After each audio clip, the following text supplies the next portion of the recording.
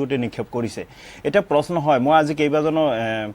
IPS officer ACS অফিচাৰৰ লগত মই কথা পাতিছো তেখেতসকলে এইটো কথা স্পষ্টকৈ কৈছে যে কালিৰ যেটো ঘটনা হৈছে এই ঘটনাটো প্ৰশাসনৰ ভুল আছে কাৰণ এইটো কাৰণে যে তেখেতসকলে যেহেতু নেশনাল হাইৱেত তেখেতসকলে উঠাই নাই তেখেতসকলকে তাতে বাধা দিব পাৰিল হয় আৰু যিখিনি মানুহ আছিল সেইখিনি মানুহ তেখেতসকলে প্ৰশাসনে এৰেষ্ট কৰিব পাৰিল হয়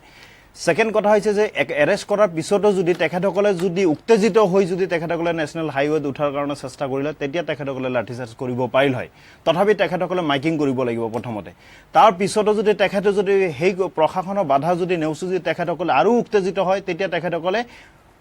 কন্দুৱানা গেছ প্ৰয়োগ কৰিব লাগিব তাৰ পিছতো যদি নহয় তেতিয়াহে তেখেতসকলে ৰবাৰ বুলেট তেখেতসকলে দি ফায়াৰিং কৰিব পাৰিব কিন্তু আমি যেটো দেখা পাইছো যে কালি যেটো ফায়াৰিং কৰিছে যেনেকৈ উগ্ৰপন্থীৰ লগত যুদ্ধ কৰিবলৈ যে সাধাৰণতে আমি টিভিত দেখা পাওঁ যে এনডিএফবি বিএলটিৰ লগত আলফাৰ লগত যেতিয়া প্ৰশাসনে এম্বুজ কৰি লৈ যেতিয়া মানে যুদ্ধ কৰে গুলাগুলি হয় সেম তেনেকুৱা ঘটনা হৈছে গতিকে কালি ঘটনাটো আমি নিন্দা জনাইছো কালি ঘটনাটো আমি গৰিহণা দিছো আৰু একেমুখে ক'ব পাৰো যে যি অসমত আজি অসম বুলি নহয় গোটেই ভাৰতবৰ্ষত আপোনালোকে দেখা পাইছে যে এক পক্ষ মানে এটা সাইডত যদি দেখিবলৈ যায় যে কেন্দ্ৰীয় বিজেপি চৰকাৰ আহাৰ পিছতে গৌৰক্ষাৰ নামত মুছলমানক হাৰাশাস্তি কৰা হৈছে গৌৰক্ষাৰ নামত মুছলমানক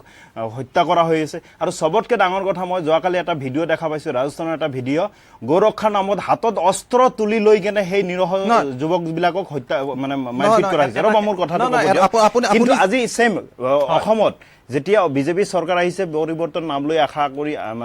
পৰিৱৰ্তনৰ আশাত সকলো ৰাইজে উৎসাহেৰে ভোট দি আজি চৰকাৰ এখন নতুনকৈ গঠন কৰিছে যে আমি দেখা পাইছো যে অসমৰ যিসকল মুছলমান আছে বিগত 15 বছৰ কংগ্ৰেছ চৰকাৰৰ নেতৃত্বত যি চৰকাৰ আছিল এই চৰকাৰৰ যি মুছলমানসকলক প্ৰতিবাদ কৰিবলৈ যাওঁতে গুলিয়াই হত্যা কৰা হৈছে বিচিমাৰী ঘটনা বিচিমাৰীত গুলিয়াই হত্যা কৰিলে ৰঙিয়াত আমাৰ এবিএমছুৰ কেন্দ্ৰীয় প্ৰতিষ্ঠা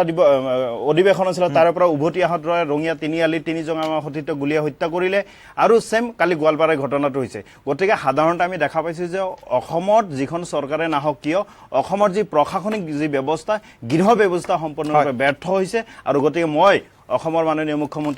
মুখ্যমন্ত্ৰী ডাঙৰীয়াক মই আহ্বান জনাইছো যে গোৱালপাৰাৰ যেটো ঘটনা এই ঘটনাৰ এটা উচিত তদন্ত হ'ব লাগে এই ঘটনাৰ লগত আৰু সবতকে ডাঙৰ কথা হৈছে কালি যিজন